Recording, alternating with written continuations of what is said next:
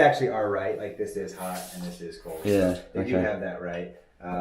They just, the plumber had a bad day. What can I say? He didn't know it, or he didn't want to admit it. Yeah, yeah. Let's see. I'm just gonna scroll through my notes here, see if there's anything else that jumps out at me.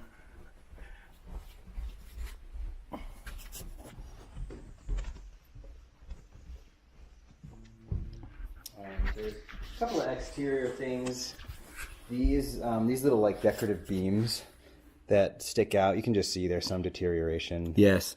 So really, what you would do is you could put a metal cap on those. Stain Okay. them, and then that deterioration will continue. Mm-hmm. There's this piece of siding that's missing. It's kind of up here. Where? Oh, on the front. Yeah. On the outside, so above this deck on that side. So you just need to nail another board to the wall. This piece is right above the front porch. It's just fallen down. Just needs to be nailed back up. Let's see. Maybe those call that trim around the columns. Okay. The front. You probably saw that. Yeah. Yes. I actually. There. This is the refrigerant line for the air conditioner. They drilled the hole and they forgot to fill it. That might be a good idea, so you don't get critters and water coming in the house. Yeah. Door's a bit scratched up down in the garage. Cosmetic. See, this is in the attic space. You can see the water staining. Oops, dang it, why did you do that? There we go. You can just see the water stains there. And there. Yeah. Okay. Do you have any? I mean, is there any kind of remedial work to be done to that? I mean, or is it just something? There's nothing as far. Is it just something to show that there has been some ingress and yeah. So at this point, it goes to the condition of the roof, is it? Yes. Yeah. Filter needs to be changed. That's maintenance. That's it. So I think we hit it all. Okay.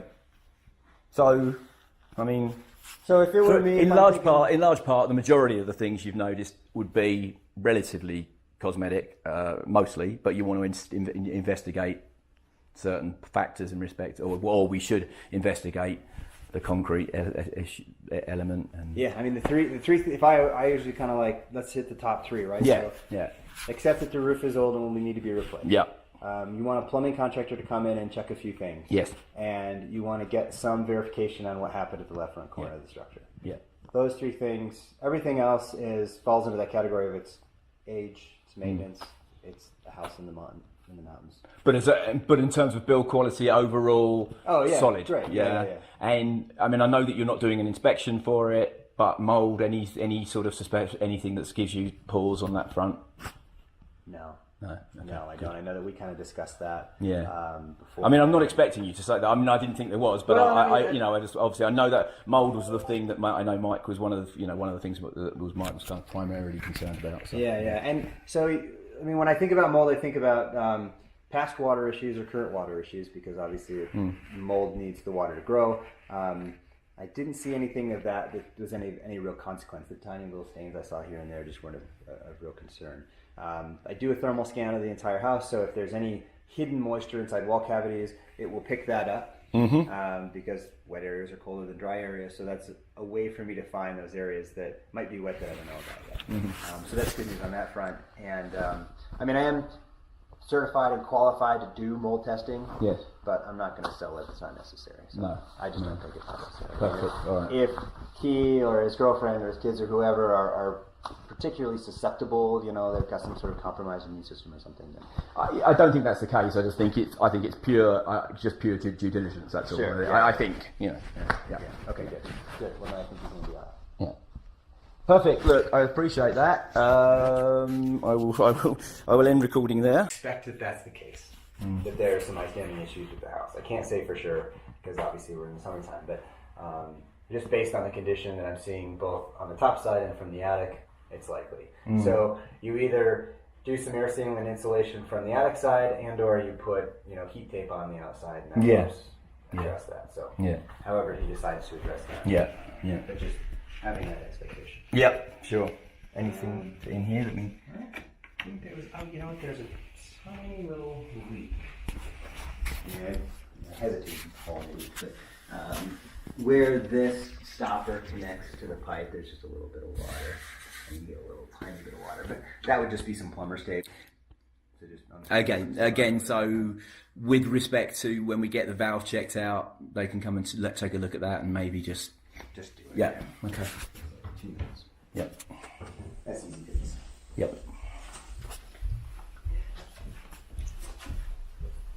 Let's see.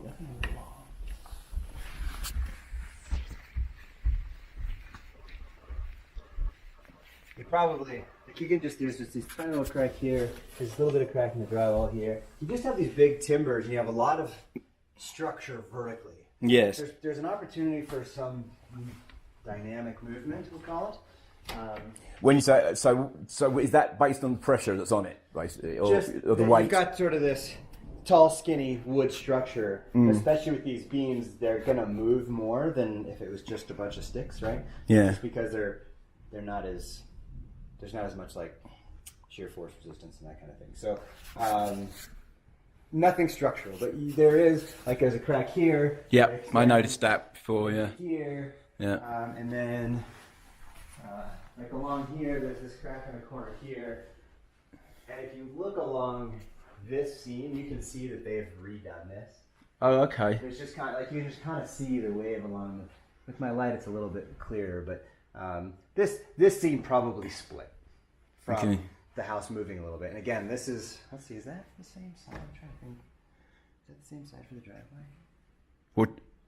Be the left You've got a driveway that's to our right as we stand, or as I stand, you've got a driveway. So that like where that pad was recut, all of the stress is on this side of the house. Okay. So it probably is all related to just some movement of the structure. Again, structurally, I'm not terribly concerned about it, but they're just all indications. Again, you can see that. I was just looking at that. That's what I'm focusing. I mean. Does that make you think? I mean, does that concern you more than just that? You know, there would be some degree of plaster separation, or it's especially when you have sort of odd angles. Yes. For the drywall, you're more likely to get that separation. So, like I said, this is probably more than we would see under normal conditions. There definitely has been some movement of the structure. However, I don't think that it's anything that's okay, substantial or significant or something. You know, the house isn't sliding down the hill. No. It's not going to fall over. Well, that's reassuring. Yeah. You're building you're putting a lot of weight on on a mountain slope. Yes. Yeah. And so for it to move a little bit, not surprising. Yeah. Oh, this is interesting. I should have my infrared apps for this. I think I've got the photo that I'll show you.